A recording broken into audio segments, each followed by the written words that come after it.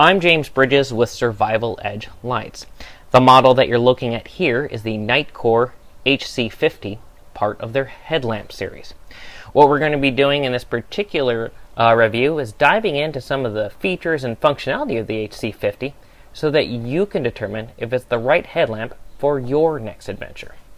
Now, as soon as you open the box, one of the first things that you'll notice, or at least one of the first things that I noticed, is the difference in construction compared to a traditional headlamp. Now, what I mean is, many of the headlamps that you can buy on the market are made of plastic. This particular one is full metal construction. Now, and it's really, even if it wasn't marked on the box, you didn't read about it, it's certainly very evident of the quality and construction that this particular light is made out of. In fact, it's actually made out of a single piece of aluminum. And Nitecore refers to that as their unique integrated technology. Making it out of a single piece of aluminum, they share, has some particular benefits in the aspect of cooling, which always comes in handy as you have an LED lamp on your head. Heating is certainly a concern. So nice that they offer that benefit.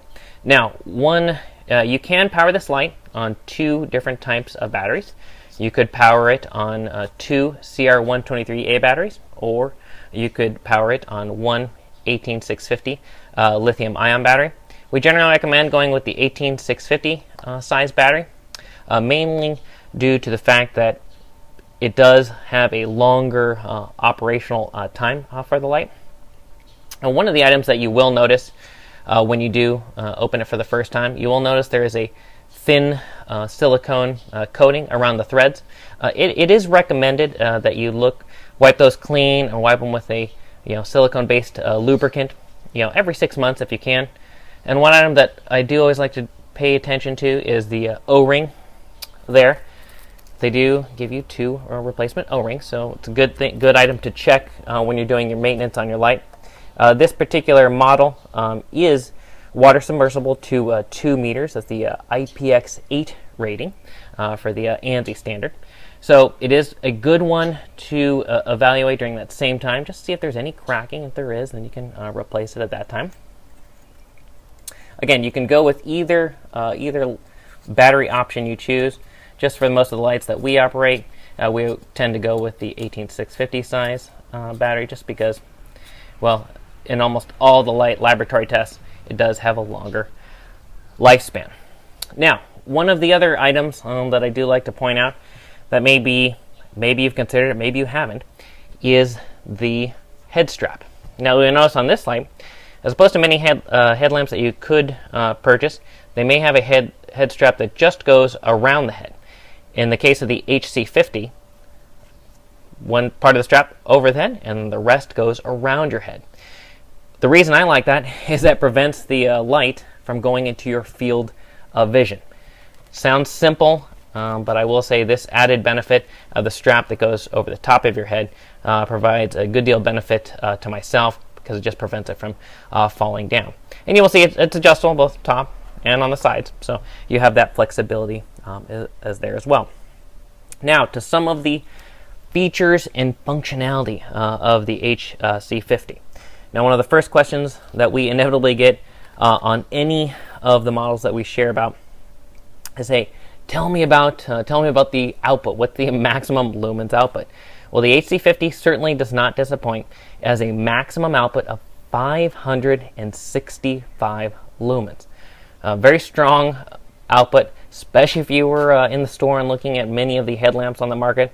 Having one that has a 565 lumens maximum output is incredibly strong.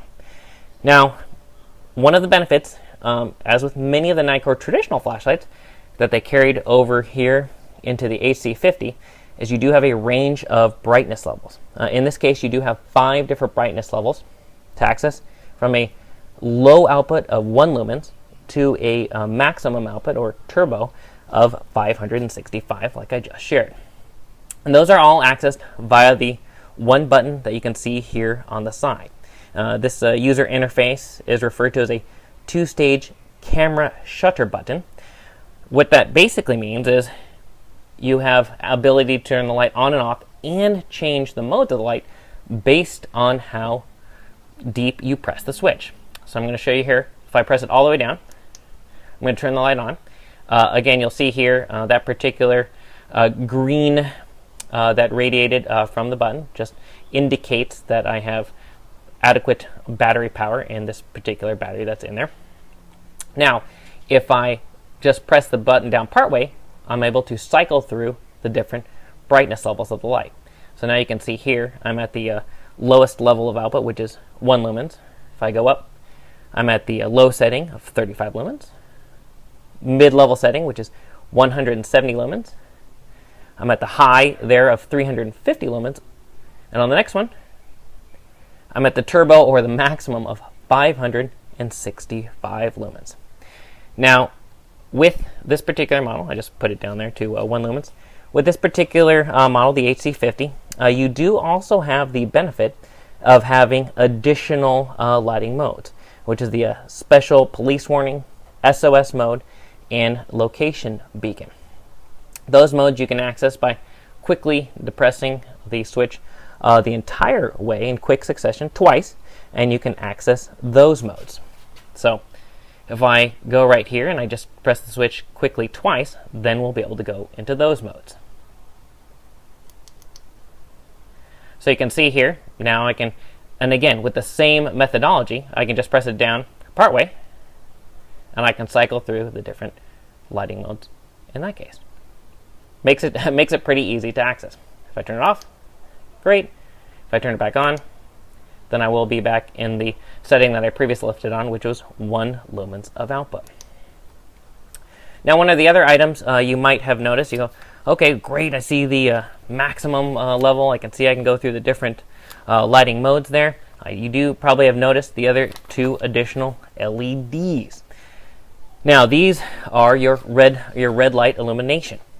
Now, you can access these when the light is turned off. You can actually easily access these. You can just hold the switch down all the way, and you can access these. These have a nice, modest 1.2 lumens of output. Can come in handy when reading a light. I always think it's a very nice feature to have a little bit additional functionality to the light, and gives your HC50 a pretty distinct look and functional purpose compared to most of the traditional headlamps out there. So that's a little bit more about the Nitecore HC50. Continue to read on and find out if it's the right headlamp for your next adventure.